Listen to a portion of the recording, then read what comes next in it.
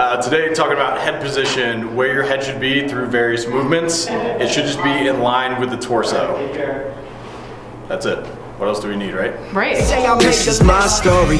These are my times, my lows and my highs, my fault, my bad. I'm only human. So digging into that concept a little bit more, a good way to think of it is your head should track with your torso, whatever way your torso is moving. If you're hinging over, the head goes down at a commensurate rate. Your head goes down at the same angle that your torso moves down. So anytime you're looking up or looking down and you break through the neck, that's breaking through the spine. You're going to be losing a ton of power and force production just because you're not aligned properly.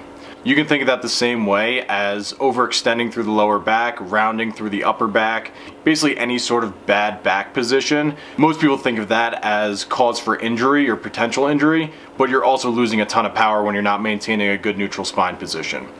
That's the main reason. So beyond that, your head position and also where your eyes are looking, those two go hand in hand.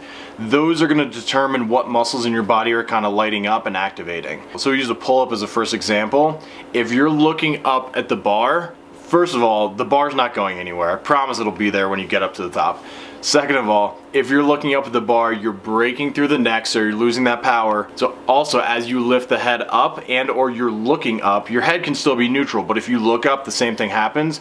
You're activating a bunch of muscles on your back, but you're disengaging in the front. So if you're trying to maintain a hollow position while you pull up, it's going to be really hard to maintain that position because you're going to be losing abdominal strength, because you're just going to be losing activation, because as you look back, you're firing muscles on your back. If you stay neutral with the head, you'll be able to maintain the same amount of abdominal pressure all the way through that pull. So you'll see that in this video. You'll actually see it more as I come down. Watch me pull up to the top. I'm looking up at the bar. I'm broken in the neck. As I come down, look at my lower back position. So I kind of lost that hollow position because I lost pressure in the abs. I wasn't doing that on purpose. It happens just because you lose strength in the abs because you're lighting up everything on the back side of your body. On the flip side of that, the same thing happens when you look down. So if you tuck the chin or your eyes are looking down, you're going to be lighting up muscles on the front of your body, but it's a trade-off. You're going to be disengaging in the back. So the places I see this most often, pull-ups for sure. Everyone wants to look up at the bar. Just keep your head neutral. As you go up, your eyes just continue to rise at the same rate. You don't need to look up. Your body is going to travel up. Your head should stay neutral the whole time. If you start the movement with your head this far from the chest, you should finish the movement with your head this far from the chest. You also see this a lot in any sort of hinging movement, deadlifts, kettlebell swings. People want to keep their head up. They want to keep looking forward even as their torso is hinging down. But as you hinge down and you keep your eyes straight ahead towards the wall in front of you, you're going to be breaking in the neck. So another big one I see is when people are doing squats and they're coming up out of the hole, coming out of the bottom of the squat, they look up towards the ceiling because at some point somebody said, look up towards the ceiling. There's merit to that, but at what cost? So if you look up, yes, you're going to engage everything in the posterior chain. That will help you drive up out of the hole. But again, at what cost? Like a lifetime of bad mechanics? Pretty much. Like, do you need to be looking up? Do you need your eyes up when you're coming out of an air squat? No, because that's not super hard. You don't need that extra engagement coming out of your glutes and hamstrings to fire up out of a simple air squat. But since people were taught look up when you're squatting, that's just kind of the motor pattern that people have, and it's really hard to break. So one of the best things to do is get a dowel or a PVC pipe or even a broom. Put it on your back when you're standing. You want to have 3 points of contact. One on the back of the head, one in the middle of the back, and then one on the tailbone. Then just work yourself through various ranges of motion.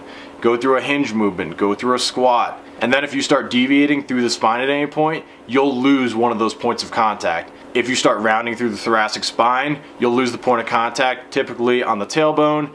If you keep your head up as you squat down or as you hinge down, you'll lose the point of contact on the T-spine. So it's really best just to do that in front of a mirror just so you can check your positions and see, all right, 3/4 of the way down on my squat, that's when I tend to pop my head back, and that's when I lose the point of contact on the T-spine. So that's something you'll just have to work on. It's a big thing we see in class, and it's just one of those points that you just have to hammer home, because most people just think to keep their eyes up and keep looking forward through any sort of movement, but your head should just naturally track with the torso, and your gaze should also naturally track. If your chest is going down towards the floor, your gaze will naturally fall down as well. That's going to keep you in the strongest position. For, I'd say, 95% of athletes, that's what you should be doing. You don't need the extra engagement in the posterior chain to look up. Like, you're not trying to optimize your squat that much. Unless your job is a competitive power lifter or Olympic lifter, there's really no need to get that extra sort of engagement from the posterior chain, or by looking down, getting the extra engagement in the front side of your body. Like, nobody should really be optimizing that much. For almost the entire population, just letting your head track with the torso is going to be your best bet.